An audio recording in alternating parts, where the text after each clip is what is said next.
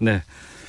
9호 태풍입니다. 마이삭이 북상하고 있습니다. 내일 새벽에 상륙할 것으로 예측되고 있다고 하는데 기상청에 윤기한 통보관 연결해서 태풍 상황 살펴보도록 하겠습니다. 나와 계시죠?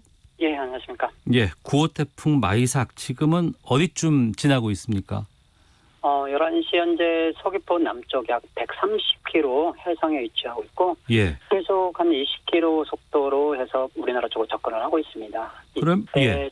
태풍의 중심기압은 한 945헥토파스칼, 또 최대풍 속은 매우 강한 한 초속 45m 정도로 바람이 불고 있습니다. 그러면 우리나라에 좀 강하게 영향을 미치는 시간대가 언제쯤으로 예상되고 그러면 벗어나는 시각은 언제쯤으로 전망되나요? 일단은 지역별로 조금 다른데요. 제주도는 지금부터, 제주도하고 남해안은 지금부터 영향을 받는다고 생각하시면 됩니다. 그래가지고 내일 새벽까지 영향을 받고, 경남이나 이런 쪽은 오늘 오후부터 해서 내일 낮, 네. 그리고 전남 전북도 비슷한 시기, 그리고 충청도는 오늘 밤부터 내일 낮, 그리고 서울 경기도 쪽은 내일 새벽부터 내일 낮까지 해서 내일 오후에는 점차 벗어날 걸로 그렇게 예상을 하고 있습니다. 그럼 내일 낮 시간까지는 계속해서 좀 긴장해야 되겠군요.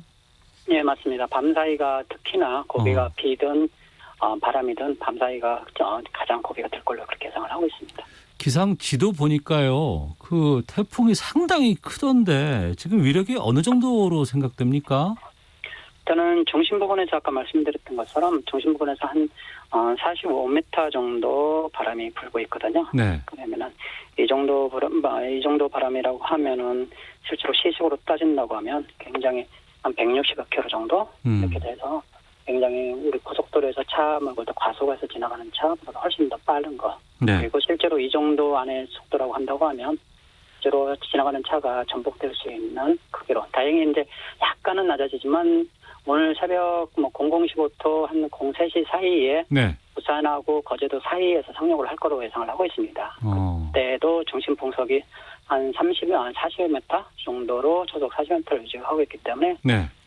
지나가는 차가 전복될 수 있는 다리 같은 데서는 충분히 고가 다리 위에서는 전복될 수 있는 그런 크기가 되지 않을까 이렇게 조심스럽게 예측을 하고 있습니다. 강풍도 몰고 오고 비는요?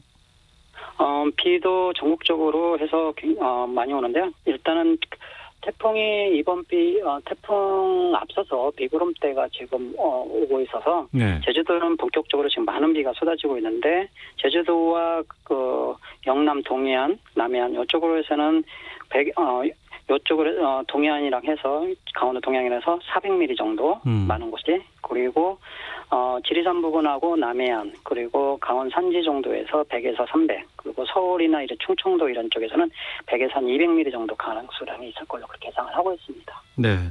바로 일주일 전에 저희가 8호 태풍 바비 말씀하면서 상당히 좀 긴장해야 된다. 특히 강풍이 거셀 것이다라고 얘기를 했어요. 제주는 상당히 좀 또 전남 해안 쪽은 피해가 컸었는데 다행히 수도권 쪽으로 올라오면서는 많이 세력이 좀 약해졌다고는 하는데 이번 태풍 경로는 아직 유동적인 건가요? 아니면 확실해진 겁니까? 일단 지금 우리나라 올라오면서도 우리나라 주위 북서쪽의 기압골, 태풍의 동쪽의 고기압 사이에서 우리나라 쪽으로 올라오는데 네. 이들의 요인에 의해서 자꾸 지그재그로 해서 약간씩 변동은 있을 걸로 예상을 하고 있습니다. 그리고 태풍 위치에 따라서도 태풍 위치 지점에서 약간의 오차는 조금 시간이 지나면 큰 오차로 변하기 때문에 그런 오차들로 인해서 남해안에서 1, 2시 정도는 충분히 오차가 있을 걸로 생각을 하고 있고요. 그렇지만은 태풍 중심이 워낙 크고 태풍 반경도 크기 때문에 전국적으로 심한 피해가 있거나 심한 영향을 받는다는 것은 크게 변화는 없을 걸로 그렇게 보고 있습니다. 특별히 어느 지역에 치우치거나 이거보다는 전국적으로 지금 우려되는 상황인가요? 그러면? 일단은 전국적으로 강풍이나 비가 있는 가운데 특히나 더 많은 지역은 태풍 중심과 가까운 제주도, 그리고 태풍의 동쪽인 면들, 남해안하고 강원 동쪽 지방 경북, 경남, 그리고 강원도 영동 그쪽으로는 좀 더 다른 지역보다도 더 강풍이나 비가 심할 걸로 그렇게 예상을 하고 있습니다. 네, 바닷물 수위가 높아지는 때라서 해일 피해도 우려된다면서요? 일단은 민물은 뭐 하루에 2번씩 있는데요. 연중 가장 높은 시기입니다. 그래서 백동달이라고 하는데 남해안 지방은 오늘 밤 사이에 있을 걸로 그렇게 예상을 하고 있습니다. 이때 이제 민물이 높이가 높아진 가운데 태풍으로 인한 파도가 또 겹치고 태풍의 중심이 지나가면 이렇게 바닷물을 조금 이렇게 들어 올리는 역할을 합니다. 누르는 힘이 약해서. 네. 이 세 가지가 덮치면서 파도가 우리 일상적으로 봤던 민물대의 파도보다는 훨씬 더 높게 칠 걸로 예상을 하고 있고 또 비가 오면은 빗물이 빠져나가지 못하는 경우가 있거든요. 민물이랑 겹치면. 이런 것이 오늘 밤에 겹칠 수 있기 때문에 침수가 일어날 수 있고 안민나는 지역에서도 그리고 또 바닷물 민물이 높기 때문에 파도가 치더라도 파도가 넘어올 수 있습니다. 방파제 같은 데나 도로 주변 도로로 상가나. 네.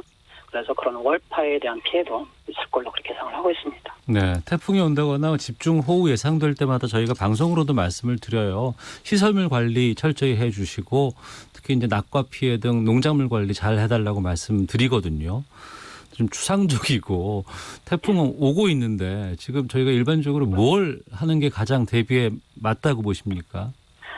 태풍이 위험한 것은 강한 바람하고 많은 비가 동반되는 거거든요. 네. 그러면 강한 바람에 의해서는 날리는 그 현상들이 굉장히 많을 겁니다. 간판이나 나무가 쓰러진다거나 아니면 유리창이 깨진다거나 이렇게 날리는 현상에 의해서 차량 파손되거나 인명사고가 날 수 있고요. 예. 그다음에 비가 있으니까 또 침수가 되고 월파같이 말씀드렸던 것처럼 많은 비하고 해변가 침수가 될 수 있고 또 이런 것이 겹치다 보면 가옥이 무너진다거나 산사태가 날 수 있거든요. 그래서 날리고 침수되고 무너지는 이런 삼중적으로 나는 복합 형태의 피해가 날 수 있으니까 그런 거에 대해서 실제로 자기 주변에 촉대 우리 가정 일상생활에서는 촉대 같은 거 그리고 큰 나무 주변 그리고 시설물 실질적으로 불안전한 시설물 그리고 가정집에서는 실제로 유리창이 깨질 경우를 대비를 하시더라도 일단은 방 안에서 뭐 깨질 게 있는지 없는지도 확인하셔서 좀 치워놓는 것도 하나의 방편이지 않나 이렇게 말씀을 드립니다. 네. 남해안 쪽에 지난번에 집중호우로 인해서 여러 가지 시설물 같은 것들이 이미 피해를 본 곳이 있어요. 이런 곳들은 지금 아직 복구도 안 된 상황인데 그곳은 어떻게 해야 될까요, 그러면? 일단은 상당히 지면 상태가 아직은 아물지 않아 있으면 단단하지 않은 상태이고 그간의 비에 의해서 시설물이 많이 노화됐거나 아니면 부실해진 경우가 되게 많거든요. 만약에 그런 데가 있다고 하면 지금 비는 비만 오는 게 아니고 바람이 불기 때문에 실질적으로 조금 안전한 걸로 오늘 밤 정도는 조금 안전한 걸로 옮기실 수 있으면 옮기시는 것이 일단은 최선의 일단은 인명피해나 조금 그런 것을 방지하는 것 중에 하나가 되지 않을까 이렇게 말씀을 드립니다. 예, 8호 태풍 바비 일주일 전에 왔었고 이번에는 9호 태풍입니다. 마이삭이라고 하고 10호 태풍도 지금 발생해서 또 올라온다고 하는데 이 10호 태풍은 또 바로 오는 건가요? 어떻습니까? 네, 10호 태풍은 일본 지금 남쪽 해상에서 발달을 했는데요. 일본 남쪽 해상에서 지금 마이사나와 경로는 좀 다릅니다. 일본 남쪽에 있기 때문에 일본 열도를 지나올 가능성도 있습니다. 충분히. 그래서 일본 열도를 지나면서 육상을 한번 거쳐서 오기 때문에 상당히 경로나 강도 면에 있어서는 상당히 변동 가능성이 많습니다. 근데 이제 우리나라 기점으로 한다고 하면 일요일 날 오후부터나 아니면은 일요일 날 오후나 월요일 날에 지금 비가 들어가 있는데요. 전국적으로. 이거는 이 태풍의 영향으로 보시면 되고 피크 타임은 아마 6일 날 정도 월요일 날 정도 전후가 되지 않을까. 근데 아직은 그 경로나 강도가 아직은 좀 많은 불확실해서 실제로 어떤 특정 지역에 어떤 현상이 일어난다 구체적으로 말씀을 드리기는 아직 조금 이른 감이 있습니다. 아직은 좀 예상 경로를 파악하기가 쉽지는 않은 상황이네요. 예, 우리나라에 영향을 줄 수 있다 이 정도로 말씀을 드릴 수 있을 것 같습니다. 알겠습니다. 오늘 9월 2일인데 앞으로도 태풍이 더 올까요? 일단은 북태평양에서 태풍이 발생하는데 보통 통계적으로 봐도 11월 달까지는 발생을 합니다. 그리고 작년만 경우에도 7개 우리나라 태풍이 오지 않았습니까? 그때도 9월 달에까지도 계속 3개가 왔었는데 10월 달에는 많은 수가 발생을 하고요. 근데 올해도 실질적으로 북태평양 자체가 기온이 높아서 수온이 높다 보니까 언제든지 발생할 가능성이 있고 한다고 하면 그리고 그게 우리나라 올 수 있는 확률은 아직 시기적으로 많이 남아 있어서 항상 대비는 하고 올 수 있다. 이 점을 말씀을 드리고 싶습니다. 예. 역대급 태풍이라고 밥이 얘기했을 때 근데 이제 좀 피해가 그렇게 다행스럽게 크지는 않았었어요. 근데 또 저도 이제 오프닝에서 말씀드렸습니다만 그랬더니 주변에서도 이번에 또 그냥 별거 아닌 거 아니야? 뭐 이렇게 얘기하시는 분들이 실제로 계십니다. 물론 그렇게 생각하면 안 되겠지만. 근데 이런 그 반응들 들으면은 어떠세요? 기상청에 계시면서. 일단 바비에 대해서는 바비가 제주도 서쪽 해상을 거쳐서 흑산도 인근으로 지나서 황해도로 이렇게 상륙을 했었는데 네. 실제로 흑산도 가고도에서 저희가 측정한 기계에 의하면 초속 순간 풍속이 66m 정도 불었거든요. 어이고. 예, 실질적으로 가고도 같은 경우는 굉장히 피해가 많아서 방파제가 부서졌다는 뉴스도 들으셨지 않습니까? 예. 실제로 우리나라 해안가에서 멀었고 상당히 다행히도 해안가 위주로만 좀 바람이 불고 제주도에 피해가 있고 전남 쪽에 피해가 있어서 있었는데 네. 이번 태풍은 중요한 거는 중심 풍속 40m라고 기록되어 있는 중심이 네. 우리나라 내륙을 통과를 합니다. 예. 그 바람의 영향을 중심 내륙이 받기 때문에 실질적으로 이번 태풍은 실질적으로 굉장히 위험하다. 네. 그리고 일찍으로 대비하는 것이 일단은 가장 먼저 할 수 있고 가장 우선시해야 하는 일이다 이렇게 말씀을 드릴 수 있을 것 같습니다. 예, 민감한 좀 질문도 드려볼게요. 최근에 여러 가지 정보들이 다양해지고 실시간으로 다른 나라의 기상 정보라든가 이런 것들을 많이 받아볼 수도 있지 않습니까? 네. 그러다 보니까 다른 나라 기상청 예보하고 비교하면서 이쪽이 맞대더라 저쪽은 아니더라 우리나라가 많이 틀린다더라 이런 얘기들 많이 나오고 특히 태풍 경로 같은 경우에 유럽이라든가 미국이라든가 일본 기상청과 비교하는 경우 많이 지금 겪어보고 있거든요. 예. 이런 상황 들으면 어떠세요?